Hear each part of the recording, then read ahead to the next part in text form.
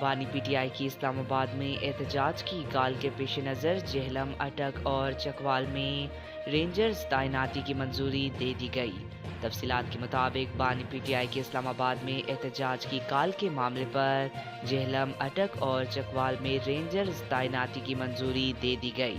اٹک میں 2 رینجرز کے ونگ تعینات کیے جائیں گے۔ جہلم میں رینجرز کا ایک ونگ تعینات ہوگا۔ مجموعی طور پر تینوں اضلاع میں 2100 رینجرز اہلکار سیکیورٹی پر مامور ہوں گے۔ سیکٹری داخلہ کی جانب سے رینجرز کی تعیناتی کے لیے وفاقی وزیر داخلہ کو خط لکھا گیا تھا۔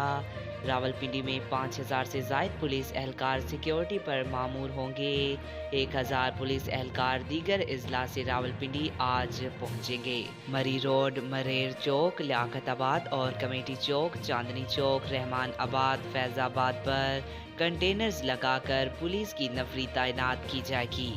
کرال چوک، اسلام آباد ایکسپریس وے کے مختلف علاقوں میں کنٹینرز لگائے جائیں گے، تاہم راولپنڈی پولیس کو اضافی آنسو گیس کے شیل، ربڑ کی گولیاں اور گنز مہیا کی گئی ہیں۔ خیال رہے، اسلام آباد پولیس نے پی ٹی آئی کے خلاف کریک ڈاؤن کا فیصلہ کرتے ہوئے 26 نمبر چنگی کے اعتراف گرینڈ آپریشن کا فیصلہ کیا ہے اور پی ٹی آئی کارکنوں کی گرفتاری کے لیے ٹیمیں بھی تشکیل دی ہے۔